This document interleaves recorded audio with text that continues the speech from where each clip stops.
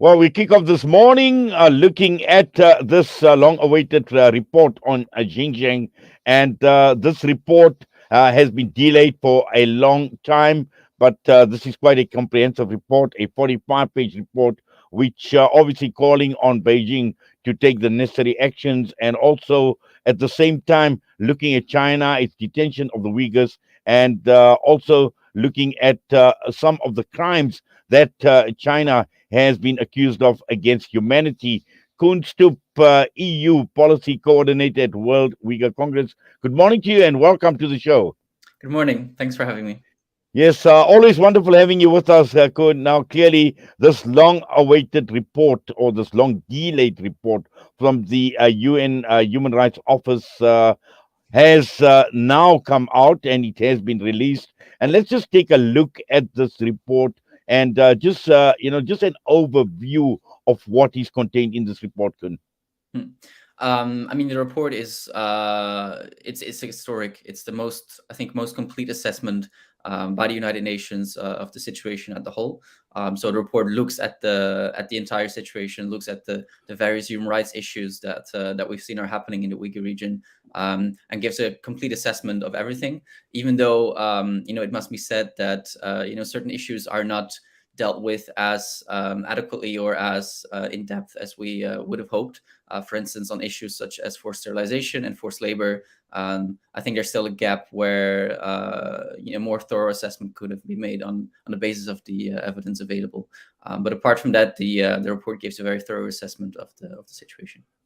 Well, just looking at the timing of the release of this report, and I'm not too sure whether it's coincidental, 13 minutes before the UN Human Rights Chief term of office actually ended. Exactly, and that's something that we are, still very disappointed about. The Uyghur community and the World Uyghur Congress have called for this report, for such an assessment, for years now. And this specific report was already said to be ready last December. Back then, the Office of the High Commissioner said it would only be a matter of weeks before the report was going to be published. However, then we believe, because of the immense Chinese pressure against the UN, against the Office of the High Commissioner, to not release the report, it has been delayed several times. Of course, we've seen a visit of the High Commissioner to the Uyghur region, which was also a disaster. And then the fact that it has, taken up until the very last minute to release the report has been quite disappointing. Also because the High Commissioner, Ms. Bechelay, now does not have the chance to to talk about the report and to explain why she has what the contents of the report are.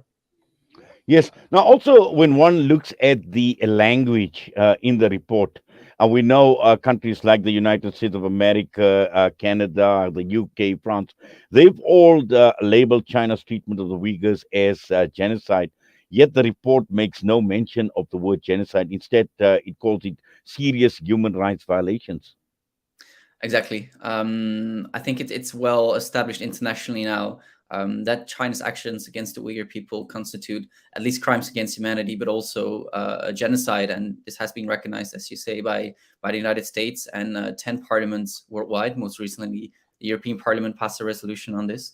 So for us, it's quite disappointing indeed that the report does not even make a mention of genocide, or does not even describe the allegations of genocide that are being made against China.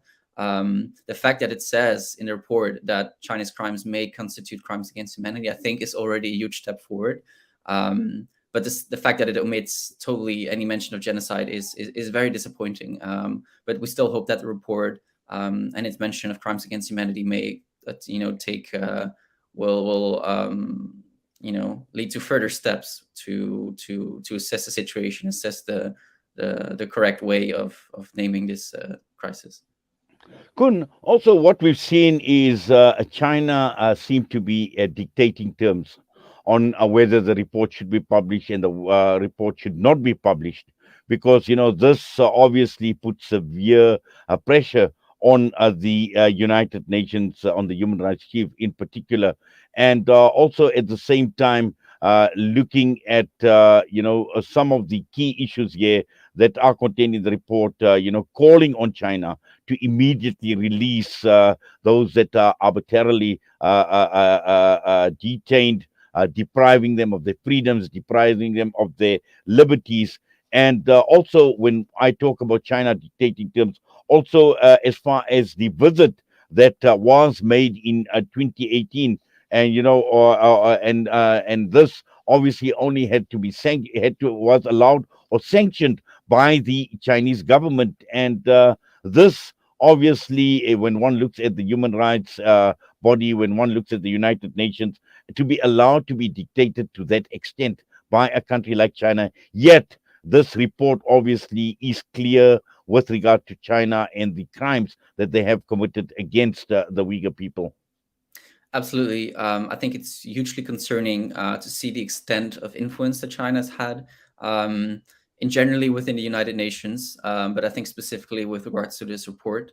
I think the just seeing how China has done everything in its power to delay the or even argue against the publishment of this report has been very concerning, and I think is something that UN member states should be really aware of and should actively work together against.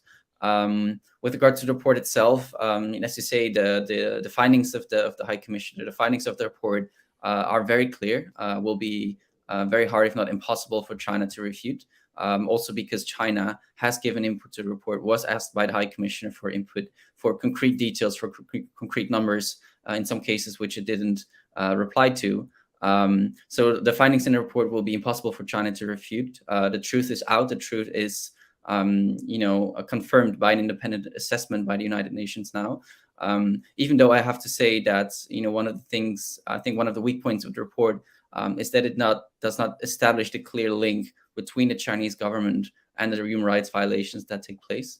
For instance, in one of the recommendations, it calls upon the Chinese government to investigate itself the violations that are taking place.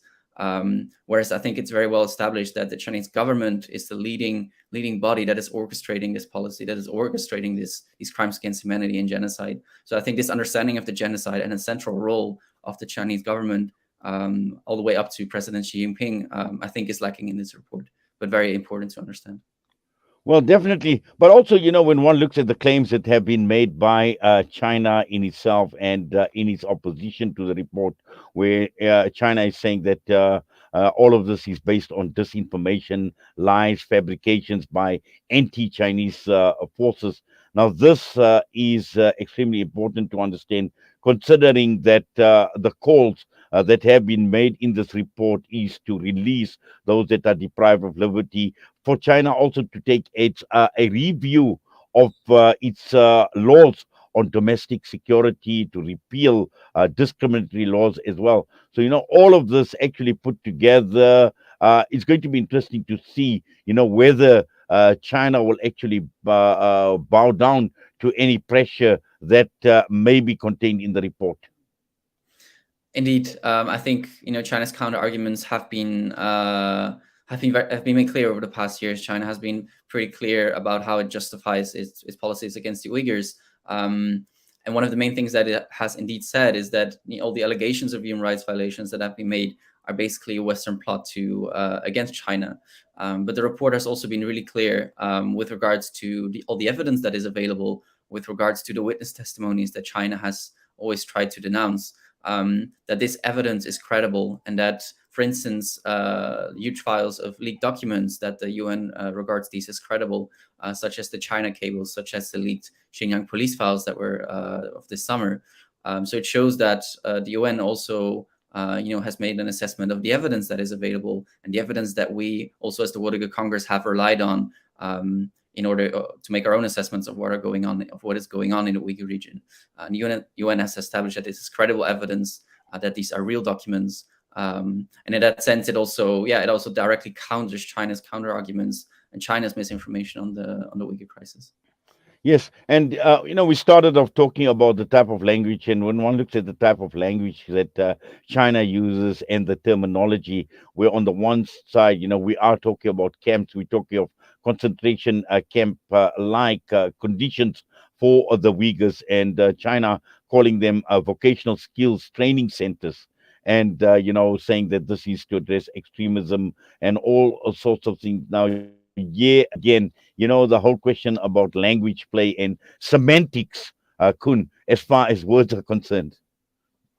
Indeed, I think the report also makes pretty clear that what China is doing to the Uyghurs has absolutely nothing to do with counterterrorism or counter extremism.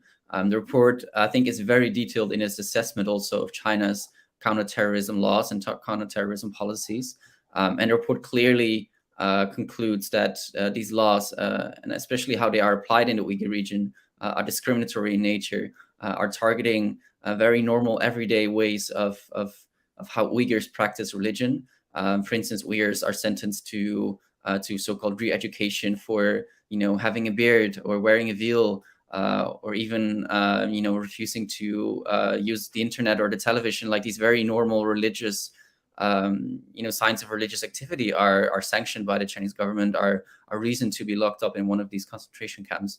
So I think one of the main strengths of this report is that it very clearly and in a very detailed way shows that China's counterterrorism policies have been abused to target Uyghurs. And I think the conclusion in the end that you can make is that, and that's something that we've known for longer, is that this has nothing to do with counterterrorism. It's purely targeting Uyghurs, based on their ethnicity and their religious beliefs. Yes, and could just finally, now that the report is published, where to from here? Excuse me? I said, now that the report has been published, what is next? What is the next step? What is crucial now is that there's adequate follow-up, starting with the UN. We hope that this will lead to, more and better response in the UN, also by the UN Human Rights Council, and for instance, the establishment of a monitoring mechanism in China to monitor the situation, also by the international community as a whole. The report has been very clear, urging governments to take this situation as an urgent situation and to take it as a priority situation to respond to. And one of the main things that we are advocating for and that we feel are necessary now is accountability. Like we need to see, first of all, an assessment indeed of crimes against humanity and genocide, but also that one must be linked to accountability, to holding the responsible individuals accountable for their actions. And this, for instance, also starts with policies that governments can take. For instance, we've seen the U.S. pass the Uyghur Labor Prevention Act, an import ban to make sure that we are not importing products that are made with Uyghur forced labor. So the time for adequate policy response and accountability really is now. Well, Kun, thank you very much for that. And as always, we do appreciate you taking time out, talking to us. All the best to you. Thank you so much. Koen Stoop joining us out of Germany this morning, EU policy coordinator at the World Uyghur Congress.